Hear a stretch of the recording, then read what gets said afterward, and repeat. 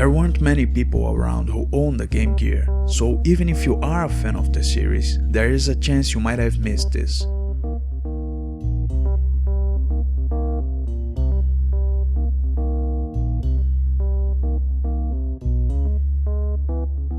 Streets of Rage 2 was released in 1992 for the Genesis, after the huge success of the first game. They tried to improve everything. Characters have more moves, they actually play different from each other, giving the player the option of different play styles, there are more and varied enemies, and so on. This is the Game Gear version, released on 1993. And while we can't really compare to the Genesis version, there is something special about this one. 1 year after the events from the first game, Mr. X returns with a lust for revenge. He kidnaps Adam in order to lure Axel and Blaze into a trap. They decide to go anyway with the help of Adam's younger brother, Skate. The gameplay is greatly improved compared to the Game Gear version of the first game. The characters all control and play different from each other, making you feel like you have to adjust your play style in order to make the best use of each one. With only 2 buttons, they managed to pack a lot of moves that are surprisingly all easy to pull. Other than the average combo and grabbing moves, each character has a set of special moves that have completely different uses on different situations. Axel's moves tend to deal more damage, but they don't cover a big area.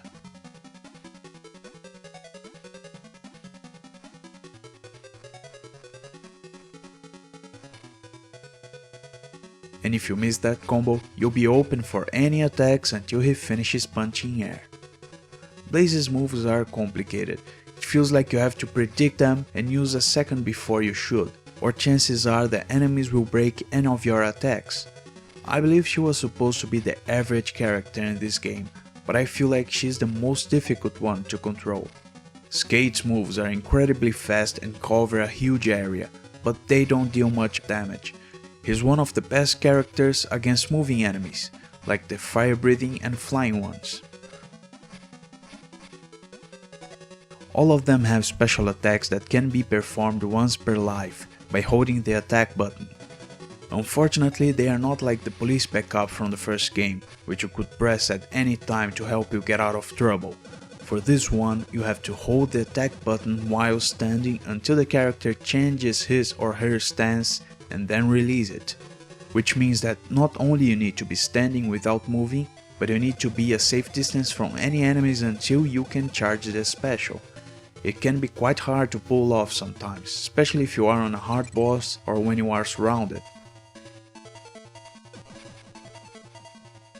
It also feels like the enemies on this game don't have what I usually call respect in beat 'em up games, which is when you're beating an enemy, his friends will just watch and respectfully wait for their turn. Sure, every beat 'em up has a different amount of respect when it comes to enemy AI, on some being just ridiculous, with the Streets of Rage series usually being quite fair. On this one, they will all hit you at the same time if they get the chance. And sometimes it's hard to get out from a combo once you get knocked down repeatedly.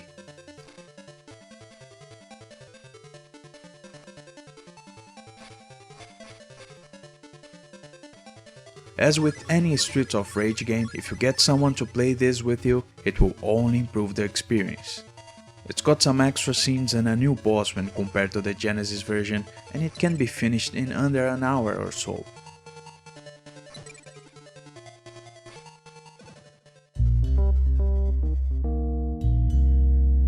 While most people already know and have played all of the games from the series, this one feels like kind of a different game, something like a mix of Streets of Rage 1 and 2, but keeping the good parts from both games. It has that challenge you would expect from the series, and with that music everybody loves, it's definitely worth a second chance.